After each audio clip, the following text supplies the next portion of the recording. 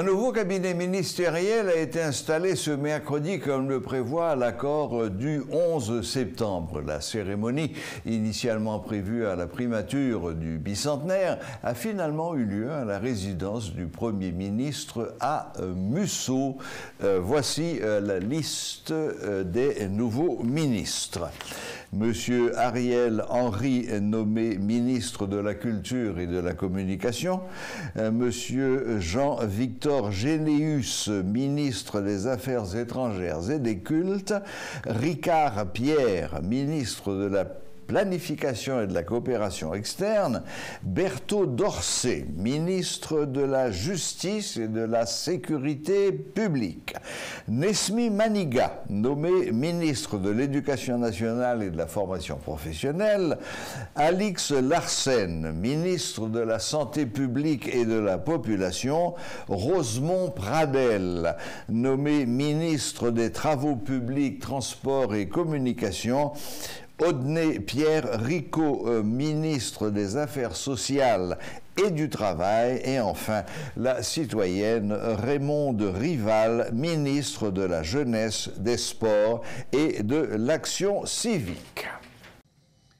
Avec l'installation du nouveau gouvernement, nous abordons une nouvelle étape décisive de la période intérimaire.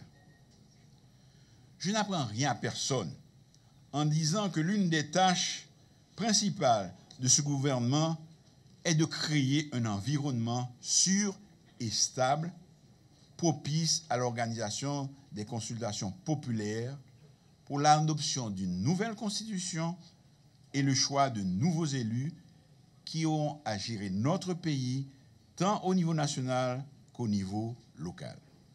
C'est un challenge ambitieux et difficile. Compte tenu du climat d'insécurité que nous certains ont choisi de faire régner dans divers coins de notre territoire. Qui dit nouvelle constitution suppose l'élaboration de textes consensuels, des débats publics, une grande campagne d'information et de promotion auprès de la population. Qui dit élection suppose qu'un climat sécuritaire revienne pour permettre aux partis politiques de mener campagne dans toutes les villes, dans tous les quartiers, sans crainte pour leur vie et celle de leurs militants, sans avoir à pactiser avec des membres de gangs et des hors-la-loi. Chers compatriotes, en acceptant d'assumer la fonction de chef de gouvernement, je vous avais promis de parler vrai, sans langue de bois. Je crois que le peuple haïtien est assez mûr politiquement et assez mature pour entendre certaines vérités et pour comprendre les choix difficiles que nous devons faire. Je dois dire à vous tous, et particulièrement à celles et ceux qui ont eu le courage de prendre leurs responsabilités de citoyens en acceptant d'entrer au gouvernement à ce moment de notre histoire, notre pays connaît une situation difficile. En disant cela, je ne veux paniquer personne. Mais il nous incombe de bien cerner la complexité de la situation si nous voulons prendre ensemble les bonnes décisions.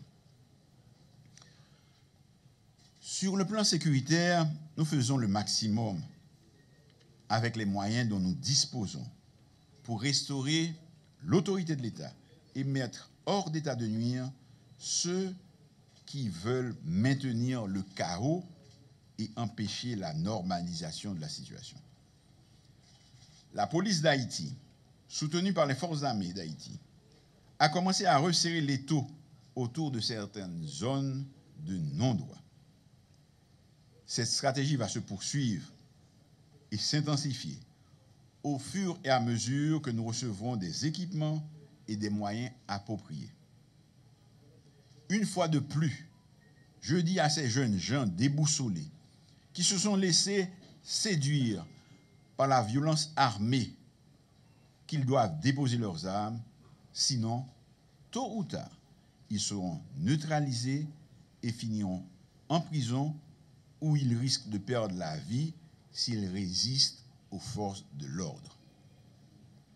Parce que pour construire cette nouvelle Haïti dont nous rêvons, force doit rester à la loi.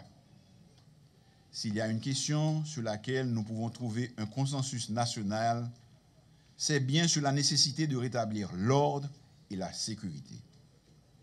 J'invite donc tous les secteurs, y compris ceux de nos compatriotes qui n'ont pas adhéré à l'accord du 11 septembre 2021, à faire un faisceau autour du gouvernement pour nous croiser ensemble insécurité à qu'est l'ennemi Haïti quitté pour nous. Depuis nous parler de sécurité, de lutte contre corruption, de restauration autorité de l'État, il faut que nous parlions tout de système judiciaire noir qui est malade en pile. Mais justice là, travail ou pral en pile. Travail ou pral difficile. Mais même faire confiance pour avoir bon résultat. Parce que il y a un pile bagaille qui dépend du résultat secteur justice là. En particulier pour dossier président Jovenel Moïse là. Peuple attend et mérité justice pour un président qui mourit pendant le président.